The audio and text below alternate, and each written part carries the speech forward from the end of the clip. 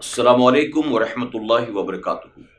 मेरे प्यारे आका अलैहिस्सलातु तस्लीम के प्यारे दीवानों, खातून जन्नत हज़रत फ़ातिमतुज़ ज़हरा रदियल्लाहु तआला अन्हा की कनीज़ों, आलमी तहरीक सुन्नी दावत इस्लामी के SDI चैनल पर आप तमाम का इस्तकबाल है। कुर्बानी के ताल्लुक से आपने जो सवालात किए थे, आज उन्हीं सवालों का जवाब लेकर हम आपकी खिदमत में हाजिर हैं। इंशाअल्लाह आली जनाब इम्तियाज़ रज़वी साहब क़िबला आपके तमाम सवालों का जवाब देंगे। इम्तियाज़ रज़वी साहब क़िबला आलमी तहरीक सुन्नी दावत इस्लामी के बहुत ही सीनियर साथी और ज़िम्मेदारान में से हैं।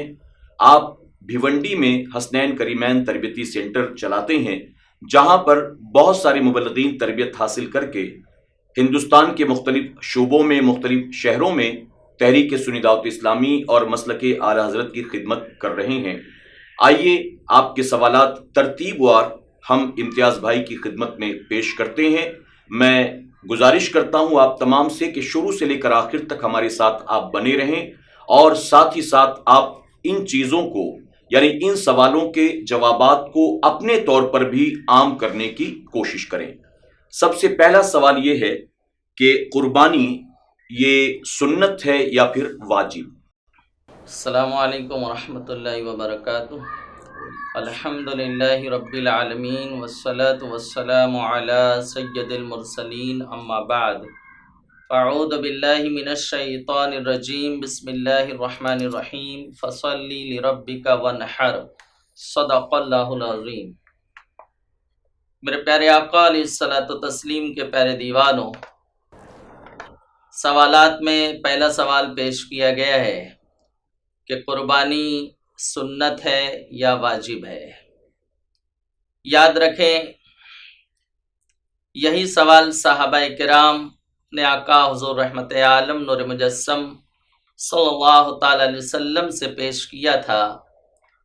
अर्ज़ किया गया, या रसूलुल्लाह सल्लल्लाहु ताला अलैहि वसल्लम, ये कुर्बानी क्या है? तो आका अलैहिस्सलाम ने इरशाद फरमाया, कुर्बानी हज़रत इब्राहीम अलैहिस्सलाम की सुन्नत मुबारका है। सहाबा ने अर्ज़ की, या रसूलुल्लाह सल्लल्लाहु ताला अलैहि वसल्लम, इस पर हमें क्या मिलेगा?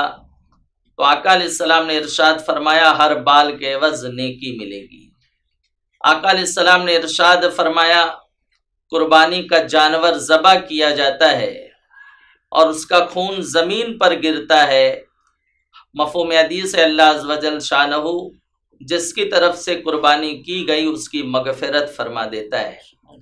कुर्बानी कहते किसे हैं? तो कुर्बानी की फ़ुक़हाए किराम ने सदरुश्शरिया अलैहिर्रहमान बार शरीयत में तारीफ़ बयान फरमाई कि ख़ास जानवर को ख़ास दिन में अल्लाह की रज़ा के लिए ज़बह करना, ये कुर्बानी है।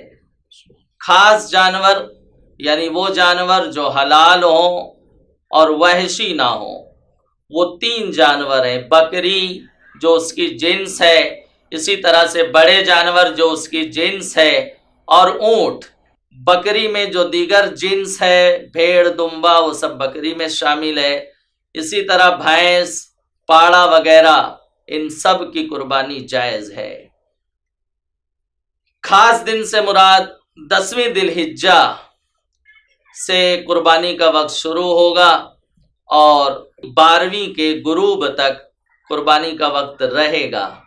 आका अलैहिस्सलाम ने इरशाद फरमाया, कुर्बानी के जानवर का न खून अल्लाह की बारगाह में पहुंचता है, न गोश्त पहुंचता है, तुम्हारी नीयत पहुंचती है, तो उसे अच्छी नीयत के साथ करो।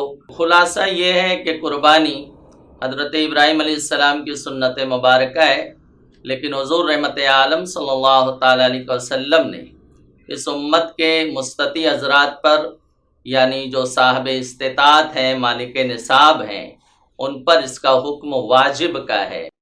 तो जिन पर कुर्बानी वाजिब है, उन्हें खुश दिली के साथ अपना वाजिब अदा करने की कोशिश करना चाहिए। अल्लाह ताला हमें कुर्बानी को इखलास के साथ, लिल्लाहियत के साथ करने की तौफीक अता फरमाए। मेरे प्यारे आका अलैहिस्सलातु तस्लीम के प्यारे दीवानों, जैसा कि अभी हमने सुना कि कुर्बानी ये सुन्नत मुबारका है इब्राहीम अलैहिस्सलाम की, लेकिन शरीयत ने इस कुर्बानी को मालिक निसाब पर वाजिब फरमाया है। اب سوال یہ ہے کہ مالک نصاب کون ہے، یعنی قربانی کس پر واجب ہے؟ قربانی یہ واجب ہے، کن لوگوں پر واجب ہے؟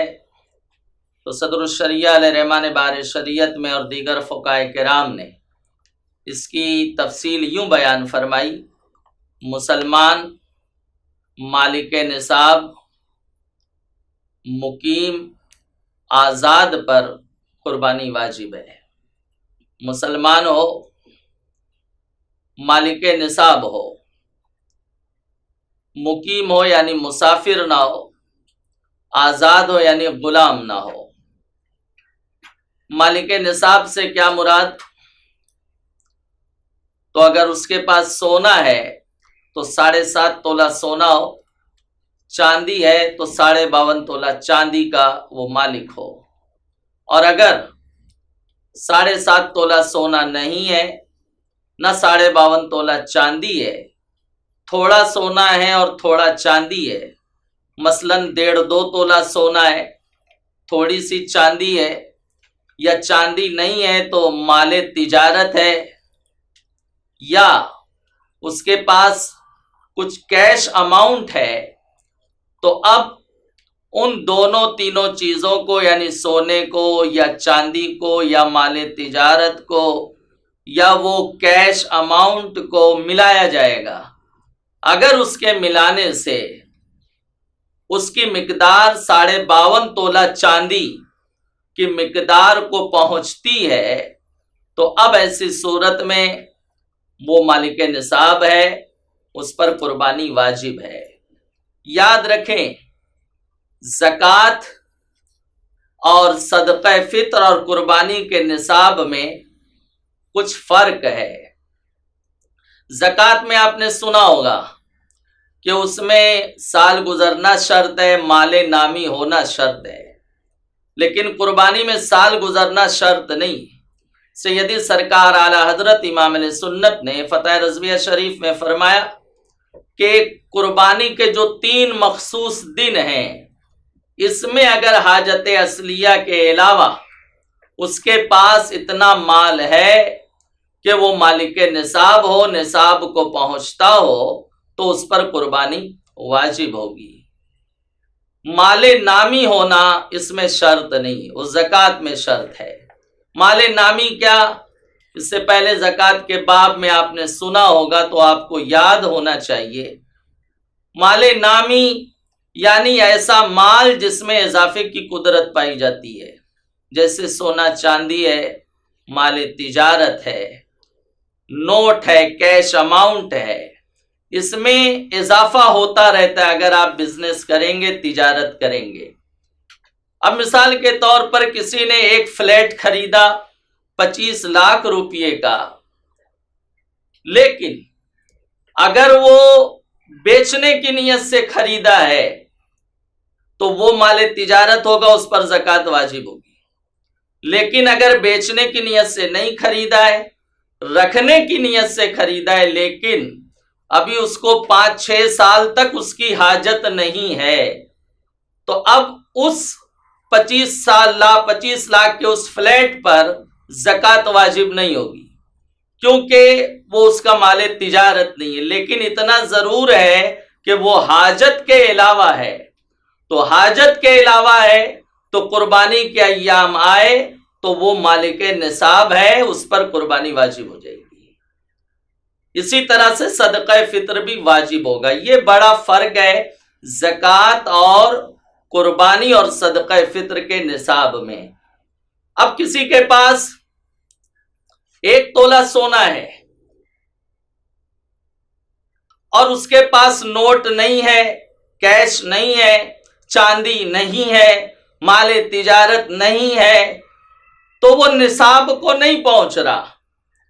لیکن یہ دیکھا جائے گا کہ ضروریات کے علاوہ کوئی ایسی چیز ہے جو اس کی حاجت میں شامل نہیں ہے، جیسے اضافی کپڑے ہیں اس کے پاس، تفریح وغیرہ کے لیے اس نے ٹی وی خرید رکھا ہے، اسی طرح سے اضافی جوتے ہیں اس کے پاس قیمتی، تو اب وہ حاجت کے علاوہ ہوا، تو اس کو ملایا جائے گا، اس کو ملانے سے وہ مالک نصاب ہوگا، اور اب ایسی صورت میں اس پر قربانی واجب ہوگی۔ تو اس مسئلے کی روح سے بہت سے لوگ پر قربانی واجب ہوتی ہے، اور لوگ جو ہے سمجھتے ہیں کہ ہم پر واجب نہیں ہے۔ اور یہ بھی یاد رکھیں، ایک گھر میں جتنے مالک نصاب ہوں گے سب پر قربانی واجب ہوگی، چاہے وہ جوائنٹ فیملی ہو، چولہا ایک ہو، بزنس ایک ہو۔ مثال کے طور پر ایک باپ کے جو ہے 3 بیٹے ہیں، تینوں کا بزنس ایک ساتھ ہے، لیکن اس کے باوجود ان کا بینک بیلنس، ان کا اپنا اکاؤنٹ ہے، اور سب کے پاس جو ہے اتنا ہے کہ وہ نصاب کو پہنچتا ہے۔ تو جب قربانی کے ایام آئیں گے تو جتنے مالک نصاب ہیں سب پر قربانی واجب ہوگی۔ ایسا نہیں کہ ابا حضور با حیات ہے تو صرف انہی کی طرف سے ہو رہی ہے، تو بیٹوں پر بھی قربانی واجب ہے، ماں مالک نصاب ہے ان پر بھی واجب ہوگی، باپ مالک نصاب ہے ان پر بھی واجب ہوگی۔ شادی ہوئی تو وہ جو بہویں آئی ہیں، جو بیٹے کی بیویاں ہیں، وہ مالک نصاب ہیں۔ اکثر عورتیں مالک نصاب ہوتی ہیں، سونا چاندی ان کی ملکیت میں ہوتا ہے، جو ان کے ماں باپ نے دیا ہے وہ اس کی ملک ہے، تو اس پر قربانی واجب ہوگی۔ اس مسئلے کو یاد رکھیں، نصاب کی جو میں نے وضاحت کر دی اس کی جو ہے وضاحت کو یاد رکھیں، کسی اچھے جانکار سے مزید سمجھنے کی کوشش کریں، اور قربانی واجب ہے تو خوش دلی کے ساتھ اسے ضرور کریں۔ اللہ تعالی ہمیں عمل کی توفیق عطا فرمائے۔ قربانی کن لوگوں پر واجب ہے، ہم نے وضاحت کے ساتھ اس کا جواب سن لیا۔ اب اگلا سوال یہ ہے کہ قربانی 3 دن کی جائے یا 4 دن؟ یاد رکھیں، امام اعظم ابو حنیفہ سراج الامہ حضرت نعمان بن ثابت رضی اللہ تعالیٰ عنہ کے نزدیک قربانی 3 دن ہے، یعنی 10ویں ذی الحجہ سے قربانی کا وقت شروع ہوگا۔ دیہات میں کیونکہ نماز عید کا حکم نہیں ہے تو صبح صادق سے وقت ہے 10ویں کی، افضل یہ کہ نماز فجر کے بعد ہو۔ شہر میں 10ویں ذی الحجہ کو نماز عید کے بعد قربانی کا وقت پایا جائے گا۔ 11ویں 12ویں کے غروب آفتاب تک قربانی کا وقت ہے، یعنی 3 دن اور 2 راتیں یہ قربانی کا وقت ہے۔ یہ جو فرمایا شہر میں نماز عید کے بعد، تو صدر الشریعہ علیہ رحمہ نے بار شریعت میں فرمایا نماز عید سے مراد کسی ایک مسجد میں یا کسی عیدگاہ میں شریعت اور سنت کے مطابق نماز عید ہو چکی تو وہاں قربانی کا وقت شروع ہو گیا۔ یعنی اگرچہ جس کی طرف سے قربانی کی جا رہی ہے اس نے عید کی نماز ابھی نہیں پڑھی ہے اور اس کی طرف سے جانور ذبح کر دیا گیا، قربانی کر دی گئی، تو وہ قربانی صحیح ہوگی، قابل قبول ہوگی، کیونکہ نماز عید ہو گئی تو قربانی کا وقت پایا گیا۔ دیہات میں چونکہ نماز عید کا حکم نہیں ہے لیکن وہاں لوگ پڑھتے ہیں تو وہاں قربانی کا وقت 10ویں ذی الحجہ کو صبح صادق ہوتے ہی شروع ہو جائے گا اور 12ویں کے غروب تک رہے گا۔ ابھی میں نے عرض کیا رات میں بھی قربانی ہو سکتی ہے، تو رات کی قربانی کو فقہائے کرام نے مکروہ قرار دیا ہے، تو کراہت تنزیہی کا حکم ہے، اور یہ کراہت اس لیے ہے سیدی سرکار اعلی حضرت امام علیہ سنت نے فتح رضویہ شریف میں ایک مقام پہ فرمایا کہ اندیشہ ہے کہ کسی طرح کا خطرہ ہو جائے، چھری چاقو وغیرہ لگ جائے، تو وہ اندیشہ رات کے اندھیرے کی بنیاد پر ہے۔ کراہت کی جو علت ہے وہ اندھیرا ہے، لیکن آج الیکٹرکسٹی کے دور میں رات کے اندھیرے میں بھی اتنا اجالے کا اہتمام ہو جاتا ہے کہ دن جیسا اجالا لگتا ہے، تو چونکہ اب وہ خطرہ نہیں پایا جا رہا تو بہرحال وہ علت نہیں پائی جا رہی، تو تو کراہت کا وہ حکم بھی نہیں ہوگا، لیکن اگر کوئی بچتا ہے تو بہتر ہے۔ لیکن بعض علاقوں میں جہاں دن میں قربانی کرنے میں اندیشہ ضرر ہے، فتنہ ہے، فساد ہے، کچھ جو ہے لوگوں کو شرارت کا لوگوں کی جانب سے اندیشہ ہے، تو بلا کراہت رات میں قربانی ہو سکتی ہے۔ تو 3 دن قربانی کا وقت ہے، جمہور کا یہی مسلک ہے، اور مضبوط اور مستند احادیث سے اسی کا ثبوت ملتا ہے۔ البتہ حضرت امام شافعی رضی اللہ تعالیٰ عنہ کے نزدیک چوتھے دن بھی قربانی ہو سکتی ہے، لیکن احناف اور دیگر ائمہ کرام کے نزدیک اکثر کی یہی رائے ہے، اور یہی جو ہے مستند احادیث سے دلائل سے ثابت ہے، اس لیے قربانی صرف 3 دن کی جائے گی۔ 12ویں کا سورج ڈوب گیا تو اب قربانی کا وقت جاتا رہا۔ میرے پیارے آقا علیہ الصلوۃ والتسلیم کے پیارے دیوانوں، خاتون جنت حضرت فاطمہ الزہرا رضی اللہ تعالیٰ عنہ کی کنیزوں، سوشل میڈیا کا دور ہے، اور آپ جانتے ہیں کہ سوشل میڈیا پر بہت ساری چیزیں ایسی آتی ہیں جن کا شریعت سے، دین سے دور دور تک کوئی تعلق نہیں ہے۔ بہت سے لوگ اپنی طرف سے میسیجز بنا کر وائرل کر دیتے ہیں کہ ہر سال قربانی کرنے سے بہتر ہے کہ ہم اسی رقم کو غریب غربا پر استعمال کریں، اس کے ذریعے اسپتال کھولے جائیں یا اسکول بنائے جائیں۔ اب سوال یہ ہے کہ قربانی کی رقم اگر قربانی کرنے کے بجائے کسی غریب کو صدقہ کر دیں تو کیا قربانی نہ کرنے سے کوئی گناہ نہیں ہوگا؟ یاد رکھیں، جو مالک نصاب ہیں، جن پر قربانی شریعت مطہرہ نے واجب قرار دیا ہے، وہ کسی اور عمل سے، صدقہ اور خیرات کرنے سے ان کا واجب ادا نہیں ہوگا۔ حضور رحمت عالم نور مجسم صلی اللہ تعالیٰ علیہ وسلم نے ارشاد فرمایا، 10ویں ذی الحجہ کو خون بہانے سے زیادہ، یعنی قربانی کرنے سے زیادہ کوئی عمل اللہ عز و جل شانہ کی بارگاہ میں پسندیدہ نہیں ہے۔ تو جن پر قربانی واجب ہے ان کو قربانی ہی کرنی ہے۔ اگر کوئی یہ خیال کرے کہ ابھی جانور لائیں گے تو اس کی نگہداشت کرنی پڑے گی، دیکھ ریکھ کرنی پڑے گی، صفائی کا خیال رکھنا ہوگا، ایک مصروفیت ہماری بڑھ جائے گی، تو ایسا کرتے ہیں کہ 30,000 کا ایک بڑا جانور آتا ہے تو ہم 30,000 روپیے جو ہے صدقہ کر دیں، یا جانور خرید کے خیرات کر دیں۔ تو چاہے جانور آپ صدقہ کریں یا اس کی رقم صدقہ کریں، آپ کو صدقہ نفل کا تو ثواب حاصل ہوگا، لیکن وہ واجب آپ کے ذمے باقی رہے گا، کسی اور عمل سے اس کی بھرپائی نہیں ہو سکتی ہے، تو قربانی ہی کرنا ہے۔ اس لاک ڈاؤن میں سال گزشتہ بھی اس طرح کے سوالات لوگ کر رہے تھے کہ قربانی کرنے سے بہتر ہے کسی غریب کی مدد کر دو، کسی کے علاج کے لیے جو ہے کورونا میں متاثر ہے اس کی مدد کر دو۔ آپ کریے، اللہ نے آپ کو نوازا ہے، آپ کیجئے، بہت اچھا ہے، بہتر ہے۔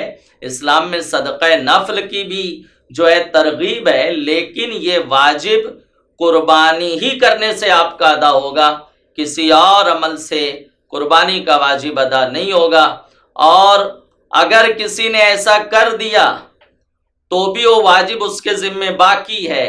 اور اگر 12ویں کا سورج ڈوب گیا تو اب کیا کرنا ہے؟ تو اب کرنا یہ ہے کہ ایک بکری کی قیمت اس پر صدقہ کرنا واجب ہوگا۔ اس طرح سے جو واجب کی ادائیگی میں اس سے غلطی ہوئی ہے انشاءاللہ وہ پوری ہوگی، اور اللہ تعالیٰ اسے اس کا اجر عطا فرمائے گا، اور وہ شرعاً گرفت سے وہ انشاءاللہ بری ہو جائے گا۔ عوام میں ایک بہت بڑی یہ بھی غلط فہمی ہے کہ جن کا عقیقہ نہیں ہوا ہے وہ قربانی نہیں کر سکتے ہیں۔ اگر وہ قربانی کرنا چاہیں تو پہلے انہیں عقیقہ کرنا ہوگا۔ سوال یہ ہے کہ بن عقیقے کے اگر کسی پر قربانی واجب ہو گئی تو اب وہ عقیقہ کرے یا قربانی؟ یاد رکھیں، عقیقہ کرنا مستحب ہے۔ پیدائش بچے کی ولادت کی خوشی میں جو جانور ذبح کیا جاتا ہے اس کو عقیقہ کہتے ہیں۔ پیدائش کے 7ویں دن اس کا وقت ہے، لیکن اگر کسی نے نہیں کیا تو عمر میں جب کرے گا مستحب ادا ہو جائے گا۔ لیکن اب جب قربانی کے ایام آئے تو لوگوں کو خیال آتا ہے کہ عقیقہ کرنا ہے۔ عوام میں مشہور ہے کہ عقیقہ نہیں ہوا تو قربانی نہیں ہو سکتی ہے۔ یاد رکھیں، اگر آپ نے عقیقہ نہیں کیا ہے اور قربانی آپ پر واجب ہے تو آپ قربانی کو ترجیح دیں، قربانی کو فوکس کریں، قربانی کریں۔ عقیقہ آپ بعد میں کبھی بھی کر سکتے ہیں، لیکن اگر آپ کا یہ خیال ہے کہ نہیں پہلے ہم عقیقہ کریں گے اور آپ پر قربانی واجب ہے، آپ مالک نصاب ہیں، تو پھر آپ کو چاہیے کہ آپ 2 حصے لیں، ایک پر عقیقہ کر دیں اور ایک حصہ حضرت ابراہیم علیہ السلام کی عظیم سنت جو آپ پر واجب کا درجہ رکھتی ہے قربانی کر دیں۔ اس طرح سے آپ کر سکتے ہیں۔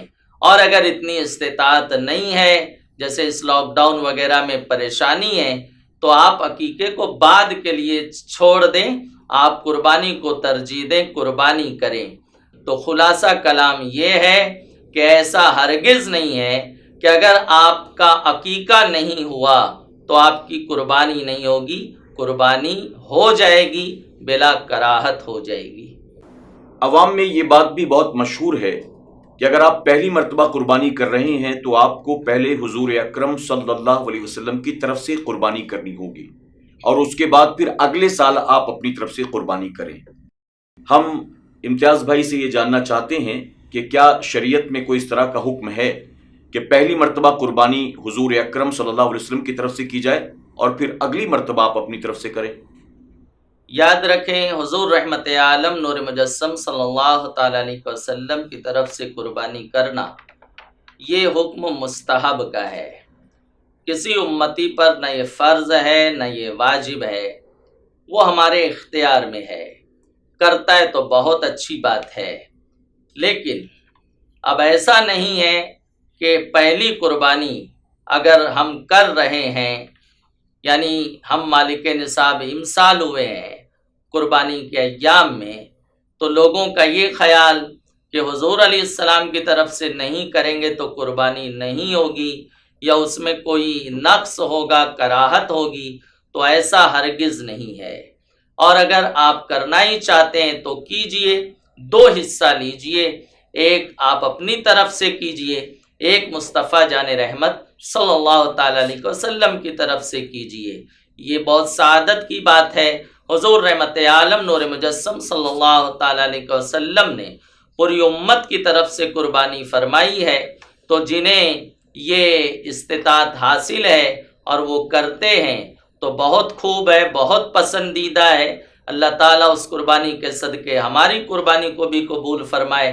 لیکن اگر اتنی استطاعت نہیں ہے تو آپ ایک حصہ لیجئے اور اپنا واجب ادا کیجئے۔ اگر آپ نے آقا علیہ السلام کی طرف سے یا کسی بزرگ کی طرف سے قربانی کر دی اور آپ کا واجب آپ نے چھوڑ دیا تو آپ شرعاً مجرم ہوں گے اور وہ واجب آپ کے ذمے باقی رہے گا۔ پھر اس کی وہی صورت ہے جو میں نے اس سے پہلے پیش کی کہ 12ویں کا سورج ڈوب گیا، تو جب اس کو صحیح مسئلہ سمجھ میں آیا تو اس پر حکم یہی ہے کہ وہ ایک بکری کی قیمت صدقہ کرنا اس پر واجب ہوگا۔ میرے پیارے آقا علیہ الصلوۃ والتسلیم کے پیارے دیوانوں، یہ بہت اہم سوال ہے اور میں آپ تمام سے درخواست کروں گا کہ آپ اس سوال کے جواب کو بہت غور سے سنیں، سمجھیں اور جتنا زیادہ ہو سکے اسے اپنے دوست احباب میں، خاص کر کے خاندان والوں میں عام کرنے کی کوشش کریں۔ یہ سوال ہے روٹیشنل قربانی کے تعلق سے۔ عام طور پر ہمارے یہاں ایسا ہوتا ہے کہ اس سال والد صاحب کے نام پر قربانی کی گئی، اگلے سال امی کے نام پر، تیسرے سال میں نے اپنے نام پر قربانی کی، چوتھے سال بیوی کے نام پر، 5ویں سال بیٹے کے نام پر، اور پھر 6-7 سال کے بعد پھر ابا کا نمبر آئے گا، پھر اس کے بعد امی کا نمبر آئے گا۔ یعنی لوگوں نے یوں بنا رکھا ہے کہ 1 سال امی کے نام، 1 سال ابا کے نام۔ سوال یہ ہے کہ قربانی کرنے کا یہ طریقہ جو عوام میں مشہور ہے، کیا یہ درست ہے؟ اس طرح سے باقی لوگ بری ذمہ ہو جاتے ہیں؟ صرف والد صاحب کے نام پر اگر قربانی کر دی جائے تو باقیوں پر قربانی واجب نہیں ہے؟ اس طرح سے قربانی کرنا کیا شرعاً درست ہے؟ یاد رکھیں جو مالک نصاب ہیں ان پر قربانی واجب ہے. ایک گھر میں جتنے لوگ مالک نصاب ہوں گے سب پر قربانی واجب ہوگی. میں نے اس سے پیشتر ابھی بتایا اگرچہ جوائنٹ فیملی ہو، اگرچہ بزنس وغیرہ سب ایک ہو، لیکن پھر بھی 52.5 تولہ چاندی کا جو اماؤنٹ ہے وہ کچھ زیادہ نہیں ہے. قریب 42 سے 43 ہزار روپیے آج کے پیریڈ میں 52.5 تولہ چاندی کا اماؤنٹ قریب ہوتا ہے. تو اتنا مال اس 3 دن میں 10ویں 11ویں 12ویں ذی الحجہ کو اتنا مال کسی کے پاس ہے تو اس پر قربانی واجب ہے. اب باپ بھی مالک نصاب ہے، ماں بھی مالک نصاب ہے، بیٹے بھی 3-4 ہیں وہ بھی مالک نصاب ہیں. تو اب سوچیں کہ ایک بکرا ہم لائیں، امسال ابا کے نام کر لیے، دوسرے سال امی کے نام، تیسرے سال بیٹوں کے نام، پھر بیٹی کے نام وغیرہ وغیرہ.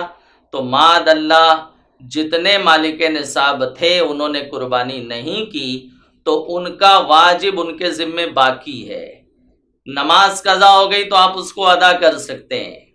ماہ رمضان کا روزہ قضا ہو گیا تو دیگر ایام میں آپ اس کو رکھ لیں گے، قضا ادا ہو جائے گی. لیکن قربانی کا یہ حکم نہیں ہے، قربانی کی قضا نہیں ہے. قربانی کا واجب ادائیگی کا وہی حکم ہے جو میں نے ابھی اس سے پیشتر بیان کیا تھا کہ 12ویں کا سورج ڈوب گیا ہے 12ویں ذی الحجہ کا تو اسے ایک بکری کی قیمت صدقہ کرنا واجب ہوگا.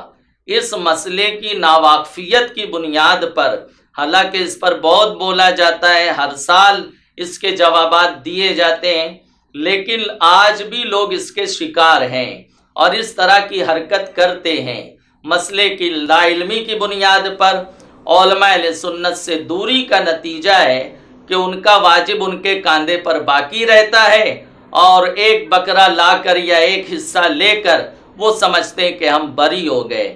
تو اللہ اکبر، ان سب پر اول تو توبہ واجب ہوگی کیونکہ واجب کی ادائیگی میں انہوں نے تاخیر کی.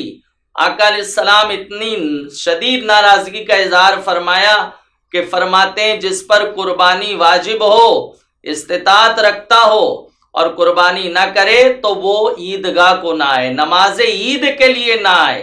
آقا علیہ السلام نے اتنی شدید ناراضگی کا اظہار فرمایا. تو جن پر قربانی واجب ہے انہوں نے نہیں کی ہے.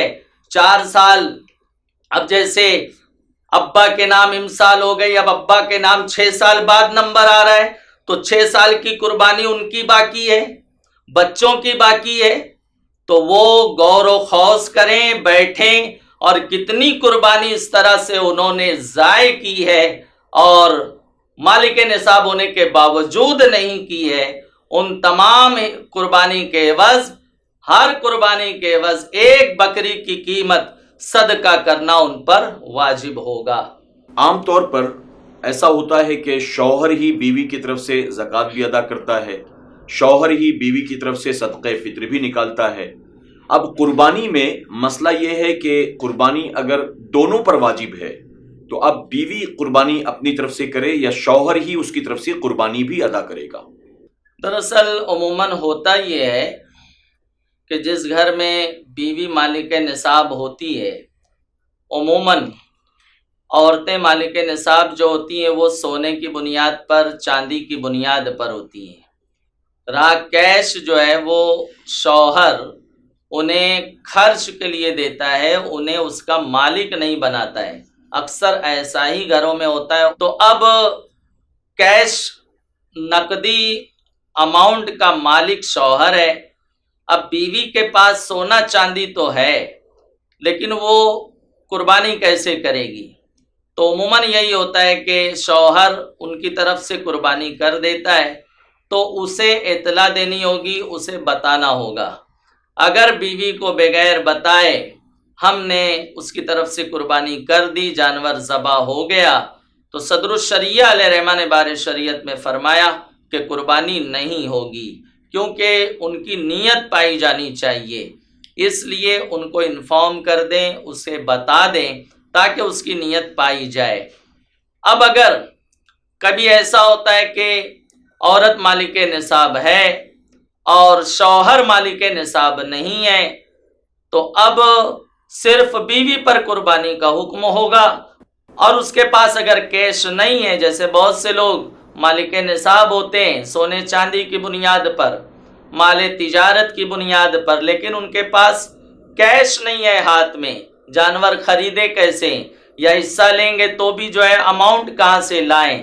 تو ایسی صورت میں حکم یہ ہے کہ وہ یا تو قرض لیں یا جانور ادھار لیں اور قربانی کریں، ان کا واجب ادا ہو جائے گا، نہیں تو سونا چاندی جو ہے اس کو بیچ کر قربانی کریں، بہرحال ان پر قربانی واجب ہے۔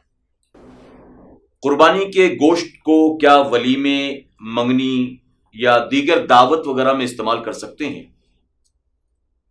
یاد رکھیں، قربانی کا گوشت جو ہمارے حصے کا ہمیں حاصل ہوا ہے اس میں ہمیں اختیار ہے، ہم چاہیں تو مہمانوں کی ضیافت کر دیں، دوست احباب کو کھلا دیں، یا شادی بیاہ وغیرہ قریب ہے تو اس کو ولیمے میں بھی استعمال کیا جا سکتا ہے، منگنی کی تقریب کا سوال ہے تو اس میں بھی دوستوں کو مہمانوں کو کھلایا جا سکتا ہے، اس میں کوئی حرج نہیں ہے۔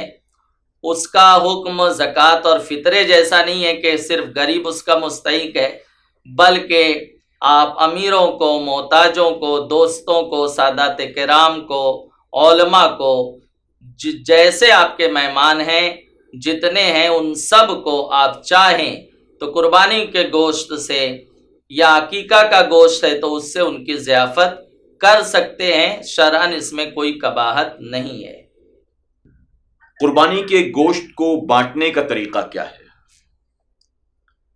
قربانی کا گوشت بانٹنے کا مستحب طریقہ یہ ہے، جو گوشت ہمارے حصے کا ہمیں حاصل ہوا ہے اس کو 3 حصے میں تقسیم کیا جائے، ایک حصہ غریبوں کے لیے، محتاجوں کے لیے، دوسرا حصہ دوست احباب کے لیے، رشتہ داروں کے لیے، پاس پڑوس والوں کے لیے، اور تیسرا حصہ خود اپنے لیے رکھے، اور اگر وہ چاہے تو کل کا کل گوشت صدقہ بھی کر سکتا ہے، جیسے گوشت ذخیرہ کرنے کا اس کے پاس ذرائع نہیں ہے، یا فیملی وغیرہ اتنی اس کے جو ہے ممبران اتنے زیادہ نہیں ہیں، تو وہ اگر چاہے تو کل کا کل صدقہ بھی کر سکتا ہے، لیکن پھر بھی یہی فرمایا کہ ایک حصہ گوشت نہیں، ایک حصہ تو کچھ گوشت وہ رکھے اور قربانی کے گوشت کی برکت حاصل کرے، وہ اس کو تناول کرے،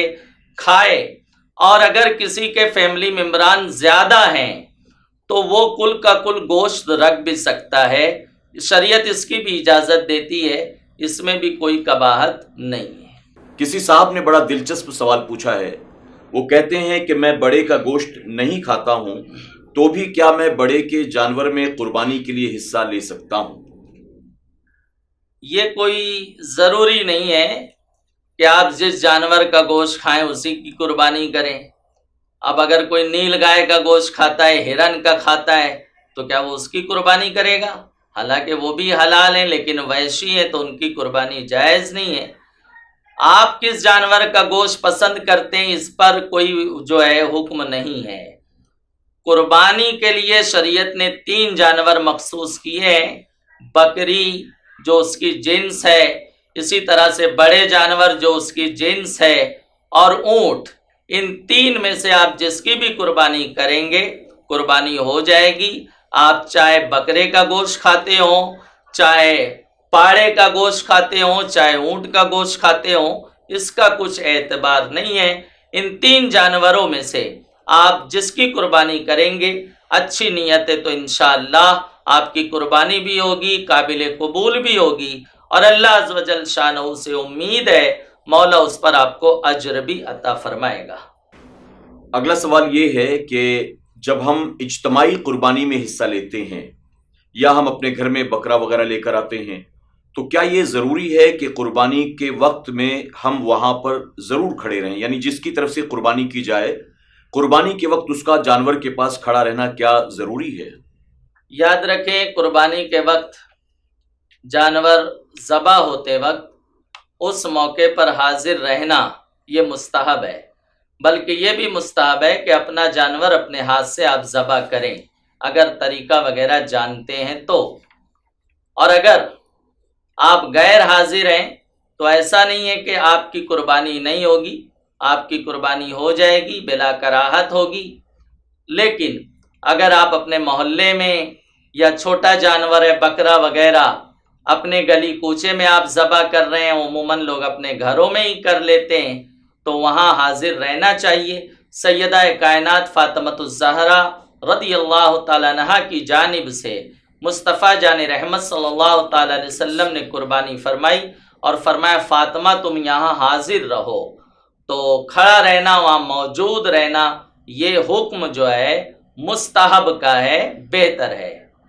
بعض لوگوں کا یہ کہنا ہے کہ والد صاحب ابھی باحیات ہیں، والدہ بھی موجود ہیں، اگرچہ ان پر قربانی واجب نہیں ہے، لیکن ان کی موجودگی میں اپنی طرف سے قربانی کروں یہ اچھا نہیں لگتا، اس لیے میں ماں باپ کی طرف سے قربانی کرتا ہوں اور اپنی طرف سے قربانی نہیں کرتا۔ کیا یہ درست ہے؟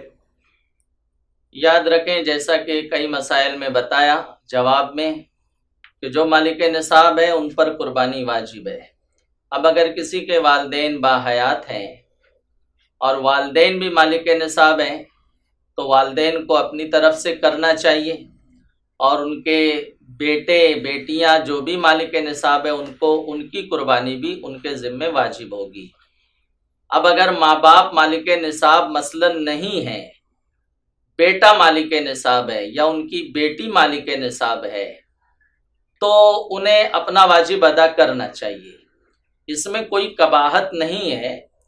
ایسا نہیں ہے کہ آپ والدین کی موجودگی میں اپنی طرف سے قربانی کریں گے تو معاذ اللہ ان کی کوئی حق تلفی ہوگی یا ان کی کوئی ناراضگی کا سبب بنے گا۔ شرعاً اس میں کوئی جو ہے ایسا پہلو نہیں ہے۔ تو اگرچہ ماں باپ باحیات ہیں اور وہ مالک نصاب نہیں ہیں اور اللہ کے فضل سے بیٹا مالک نصاب ہے تو بیٹے کو اپنی قربانی کرنا چاہیے۔ اگر اپنی قربانی چھوڑ دیتا ہے کہ میں اپنے ماں باپ کے جیتے جی ایسا ہرگز نہیں کروں گا، بعض لوگ اس طرح کی بات کرتے ہیں اور قربانی بھی نہیں کرتے ہیں اور ماں باپ کی طرف سے کر دیتے ہیں، یا ماں باپ انتقال کر گئے تو ان مرحومین کی طرف سے کر دیتے ہیں اور اپنی طرف سے نہیں کرتے ہیں اور اپنا واجب جو ہے وہ چھوڑتے رہتے ہیں، تو ماد اللہ وہ گنہگار ہوں گے، ان پہ توبہ واجب ہوگی اور حکم یہی ہوگا جتنے سال وہ مالک نصاب رہنے کے باوجود قربانی کی شرائط پائی جاتی تھی اور وہ اپنی طرف سے چھوڑتے رہے قربانی، تو ان پر توبہ بھی واجب ہوگی اور ہر قربانی کے عوض ایک بکری کی قیمت صدقہ کرنا بھی ان پر واجب ہوگا۔ عام طور پر ایسا ہوتا ہے کہ ایک بھائی اپنے دوسرے بھائیوں کی طرف سے بھی قربانی ادا کر دیتا ہے، شوہر بیوی کی طرف سے بھی قربانی کرتا ہے، اپنے بچوں کی طرف سے بھی قربانی کرتے ہیں، کبھی کبھی بچے اپنے والدین کی طرف سے قربانی کرتے ہیں۔ تو ایسی صورت میں اگر ایک آدمی دوسرے یا تیسرے یا چوتھے کی طرف سے بھی قربانی کر رہا ہے تو جن جن لوگوں کی طرف سے قربانی کی جا رہی ہے کیا ان سب کی اجازت لینا ضروری ہے؟ یاد رکھیں حکم تو یہی ہے اور اسی پر عمل ہے اور یہی ہونا چاہیے، یہی کرنا چاہیے کہ جن لوگوں پر قربانی واجب ہے اگر ہم ان کی طرف سے قربانی کرنا چاہتے ہیں، جیسے بچوں پر قربانی واجب ہے، باپ ان کی طرف سے کر رہا ہے، یا والدین انتقال کر چکے ہیں، بڑا بھائی جو ہے وہ بہت فراخ دلی کا مظاہرہ کر رہا ہے اور اس نے جو ہے جانور بڑا خرید لایا اور اپنے چھوٹے برادران سے وہ کہتا ہے کہ میں تمہاری طرف سے قربانی کر رہا ہوں، اگر وہ اس کو اجازت دے دیتے ہیں تو وہ قربانی کرے، قربانی ادا ہو جائے گی۔ اور اگر بڑے بھائی نے یا باپ نے اپنے بچوں کی اجازت کے بغیر اگر قربانی کر دی تو پھر قربانی نہیں ہوگی۔ لیکن اگر ایسا ہے کہ وہ بچے جو عاقل و بالغ ہیں اور بالغ ہونے کے باوجود وہ مالک نصاب تو ہیں لیکن ان کا خرچ وغیرہ وہ باپ کے ہی ذمے ضرورت کا، تو چونکہ دیگر معاملے میں باپ ان کی کفالت اب بھی کرتا ہے، وہ اسی کی عیال میں شامل ہیں، تو اب ایسی صورت میں اگر اجازت نہیں بھی لی گئی اور قربانی کر دی گئی تو قربانی ہو جائے گی۔ لیکن کبھی ایسا ہوتا ہے کہ شادی ہو گئی تو بیٹا الگ رہتا ہے، تو اب چونکہ وہ اس کی کفالت میں نہیں ہے باپ کی، اس کا خرچ باپ کے ذمے اب نہیں ہے، تو اب ایسی صورت میں حکم یہی ہوگا کہ اجازت لینی ہوگی، بغیر اجازت کے کر دیا تو قربانی نہیں ہوگی۔ اپنے مرحومین کی طرف سے قربانی کرنا کیسا؟ مرحومین کی طرف سے اگر کوئی قربانی کرنا چاہتا ہے تو یہ ایصال ثواب کی ایک شکل ہے، ان کو ثواب ملے گا، لیکن اسے اپنی قربانی کے ساتھ ساتھ ان کی قربانی کرنی ہوگی۔ اگر وہ سوچے امسال میں ابا کا انتقال ہوا اس سال تو لاؤ ان کی طرف سے قربانی کر دوں، اور اپنا واجب وہ جو ہے نہیں ادا کرتا ہے تو معاذ اللہ وہ گنہگار ہوگا۔ مرحومین کی طرف سے قربانی کسی مرحوم کی طرف سے کرنا اس پر فرض واجب نہیں ہے، وہ نفل کا حکم رکھتا ہے۔ اب ایک نفل کو ترجیح دی جائے اور اپنا واجب ترک کیا جائے تو یہ معاذ اللہ رب العالمین قطعاً اس کی اجازت نہیں ہوگی، لہٰذا وہ اپنا واجب ادا کرے، اور مرحوم کی طرف سے کرنا چاہتا ہے تو وہ کرے۔ اسی کے ساتھ ساتھ اگر کسی مرحوم نے، انتقال کرنے والے نے وصیت کی تھی کہ بیٹا میری طرف سے امسال قربانی کر دینا، اور اس نے مال بھی چھوڑا ہے، تو اب وہ قربانی کرنا اس پر نفل نہیں ہے، واجب ہوگا، اور اس حصے کا گوشت کل کا کل صدقہ کرنا واجب ہوگا۔ جس میت کی طرف سے، جس مرحوم کی طرف سے آپ نے قربانی کی ہے، اس حصے کا جو گوشت آپ کو حاصل ہوگا وہ نہ آپ کھا سکتے، نہ کوئی غنی کھا سکتا ہے، یعنی نہ کوئی مالدار کھا سکتا ہے، کل کا کل گوشت فقراء میں، غریبوں میں صدقہ کرنا واجب ہوگا۔ اور میت نے وصیت نہیں کی تھی، آپ اپنی طرف سے کر رہے ہیں، تو اس کے گوشت کا یہ حکم نہیں ہے، اس کے گوشت کا وہی حکم ہے جو اس سے پہلے بیان کیا گیا کہ 3 حصوں میں تقسیم کر دیا جائے۔ قربانی کا جانور کیسا ہونا چاہیے؟ قربانی کا جانور فربا ہو، خوبصورت ہو، صحت مند ہو۔ آقا علیہ السلام نے فرمایا قربانی کا جانور قیمت میں اچھا ہو اور فربا ہو، یہ مستحب ہے، اس میں کوئی نقص نہ ہو، یعنی کوئی عیب نہ ہو۔ اگر معمولی عیب بھی قربانی کے جانور میں ہے تو قربانی ہو تو جائے گی، لیکن مکروہ ہوگی، ناپسندیدہ ہے، ثواب میں کمی ہوگی۔ اور اگر عیب زیادہ ہے تو قربانی ہوگی ہی نہیں۔ اب کتنا عیب ہے تو قربانی نہیں ہوگی، تو یہ دیکھا جائے گا قربانی کے جانور کا کوئی پارٹ، کوئی حصہ، جیسے دم، کان، ناک، چکی، جو دمبا کے پیچھے کے مقام پہ گوشت کا لتھڑا ہوتا ہے اس کو چکی کہتے ہیں، یا کوئی اور حصہ اگر 1/3 سے کم یا 1/3 کے مقدار میں اگر کٹا ہوا ہے، جیسے دم یا کان 1/3 سے کم کٹا ہے یا 1/3 تک کٹا ہے، تو اب قربانی تو ہو جائے گی لیکن مکروہ ہوگی، ثواب میں کمی رہے گی۔ اور اگر 1/3 سے زیادہ کٹا ہے کوئی پارٹ اس کا، تو اب قربانی ناجائز ہوگی، قربانی نہیں ہوگی۔ اس لیے قربانی کا جانور آپ خریدیں تو ایسا جانور کا انتخاب کریں جس میں عیب نہ ہو۔ اسی طرح کوئی جانور ہے وہ پیدائشی بے دانت کا ہے، تو اب پیدائشی بے دانت کا ہے لیکن وہ چارہ وغیرہ جو اس کی مخصوص غذائیں ہیں وہ کھا لیتا ہے، تو اس کی قربانی ہو جائے گی، بشرطے کہ اس کی عمر جو ہے وہ مکمل ہو۔ جیسے بکرا ہے، بکری ہے تو سال بھر کا ہو۔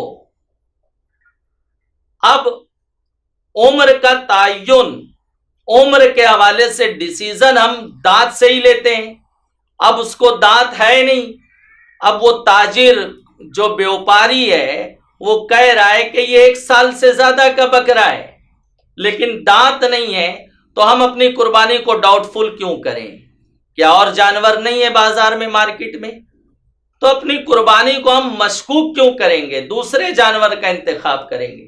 ہاں، اگر ہمارے یہاں پاس پڑوس میں کسی بکری نے بچہ جنا اور ہم جانتے ہیں وہ سال بھر کا یا اس سے زیادہ ہو گیا ہے، لیکن اس کے دانت ابھی نہیں نکلے ہیں، لیکن وہ اپنی غذا وغیرہ، پتا چارہ وغیرہ کھا لیتا ہے، تو اس کی قربانی ہو جائے گی۔ اسی طرح سے سینگ اس کے ٹوٹ گئے ہیں، تو اگر جڑ سمیت ٹوٹ گیا ہے، یعنی مغز گودا نظر آنے لگا ہے، تو قربانی نہیں ہوگی۔ لیکن سینگ ٹوٹے ہیں لیکن جڑ سے نہیں ٹوٹے ہیں، تو ایسی صورت میں قربانی ہو جائے گی، لیکن مکروہ ہوگی۔ لیکن کوئی پیدائشی بے سینگ کا ہے، جیسے کچھ بکرے یا بڑے جانور ان کو سینگ وغیرہ نہیں رہتی ہے، یا تھوڑا سا پوائنٹ نمودار ہوتا ہے سینگ کا، تو یہ عیب نہیں ہے، اس کی قربانی ہو جائے گی۔ تو اس کی بہت تفصیل ہے، میں نے کچھ اختصار کے ساتھ شارٹ میں آپ کو عرض کر دیا۔ بس خلاصہ یہ کہ قربانی کے جانور میں معمولی عیب بھی نہیں ہونا چاہیے۔ ایک خراش بھی ہے، مثلا کوئی زخم تھا، آپ نے علاج کرایا، زخم بھر گیا، لیکن ہوتا یہ کہ اس حصے پر بال نمودار نہیں ہوتے، جانوروں میں یہ بات ہو جاتی ہے، تو یہ بھی عیب ہے۔ فقہاء کرام نے فرمایا اس کی قربانی جو ہے کراہت کے ساتھ ہوگی۔ ابھی جیسے آپ نے جانوروں کے چند عیب گنائے، سوال یہ ہے کہ کیا بکرے کا خصی ہونا یہ بھی عیب ہے؟ یاد رکھیے، جانور کا، بکرے کا خصی ہونا یعنی اس کے کپورے نکال لیے گئے ہوں، یہ عیب نہیں ہے، بلکہ مصطفیٰ جان رحمت صلی اللہ تعالی علیہ وسلم نے ایسے بکرے کی قربانی فرمائی جو خصی کیے ہوئے تھے، تو یہ مستحب ہے، بلکہ زیادہ افضل ہے۔ وجہ یہ ہے کہ جو بکرے غیر خصی ہوتے ہیں، خصی کیا ہوا بکرا ان سے زیادہ فربا ہوتا ہے، اور وہ پیشاب وغیرہ نہیں پیتا ہے، اس میں نفاست پائی جاتی ہے، ستھرائی پائی جاتی ہے، تو یہ سب چیز قربانی کے جانور میں ہونا چاہیے، وہ اس میں بدرجے اتم آ جاتی ہے، تو اس کا جو ہے اس کی قربانی یہ زیادہ افضل ہے۔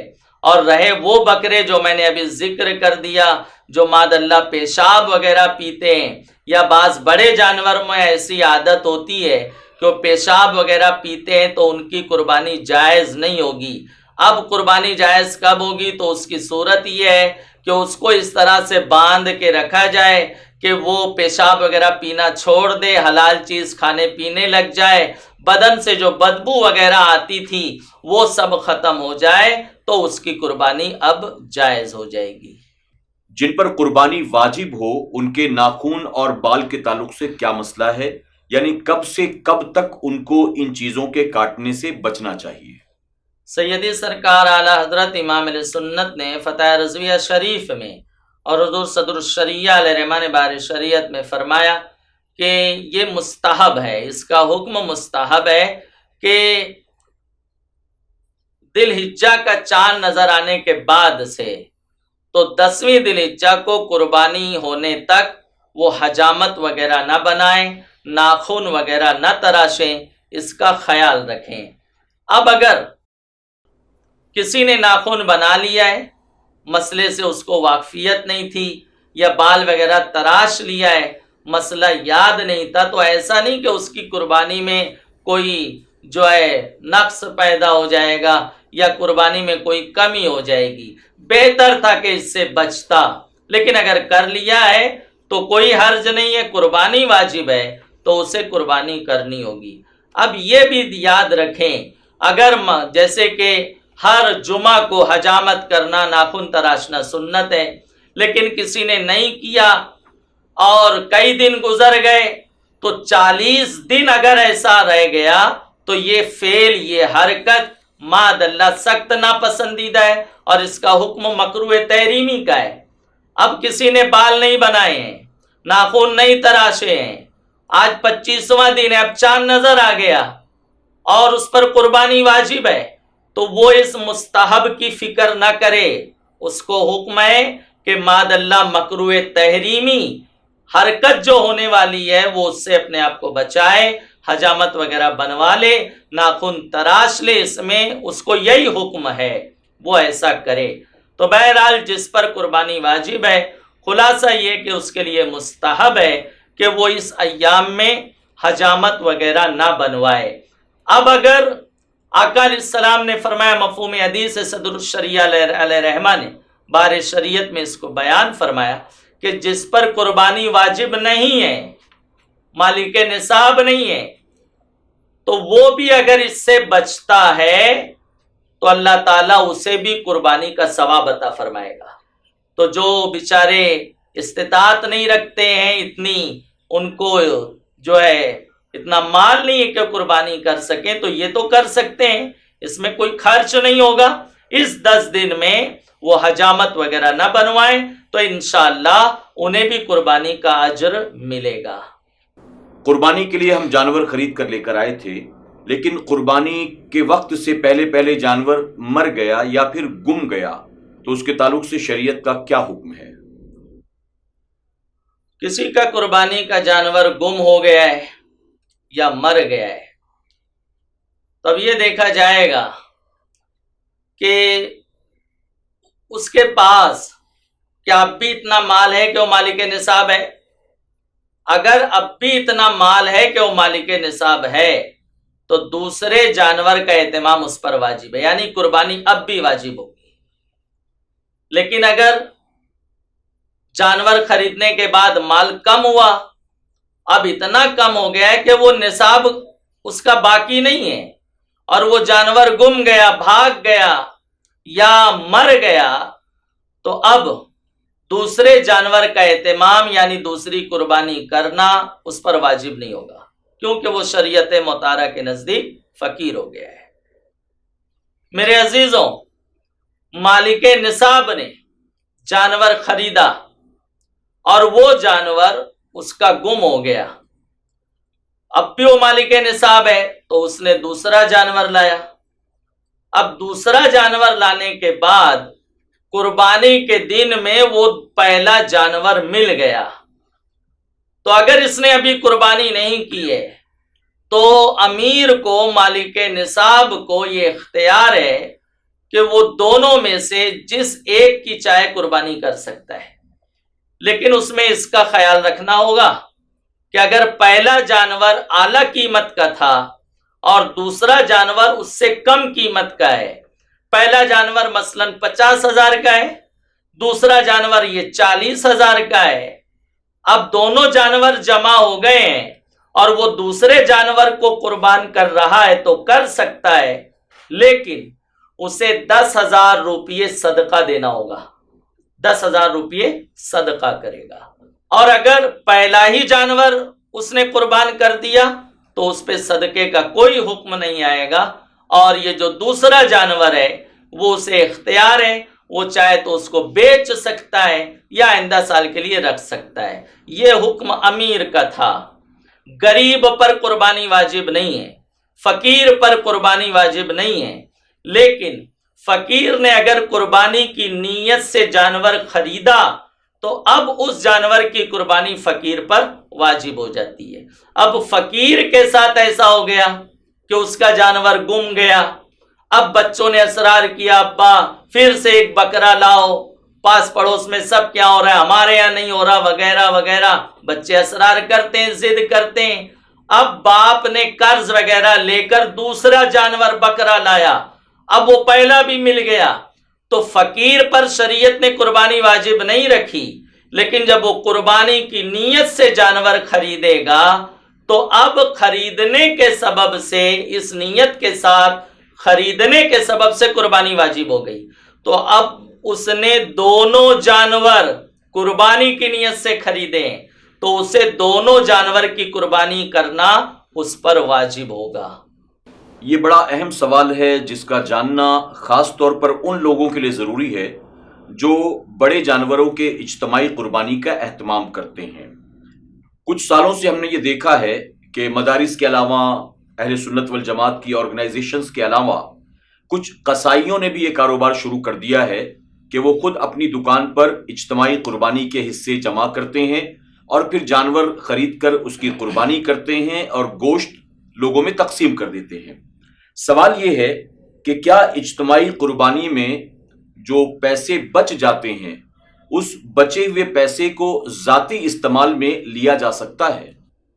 یاد رکھیں کہ اجتماعی قربانی جو مدارس وغیرہ جن اداروں میں ہوتی ہے انہیں اس کا خیال رکھنا چاہیے، اور لوگ اس کا خیال رکھتے بھی ہیں، لیکن مسئلہ اچھی طرح سے ذہن نشین رکھیں کہ جو بھی حصے دار شریک ہونا چاہتا ہے اجتماعی قربانی میں تو آپ اسے بتا دیں، یا جو ریسیپٹ وغیرہ دیتے ہیں اس میں یہ تحریر ہو کہ جانور سے بچی ہوئی حصے کی زائد رقم، کھال، گوشت، ان سب کا میں آپ کو مالک بناتا ہوں، اور پھر اس سے آپ اجازت لے لیں، اور بہتر ہے کہ دستخط لے لیں۔ کچھ لوگ کرتے بھی ہیں ایسا، اور یہی ہونا چاہیے۔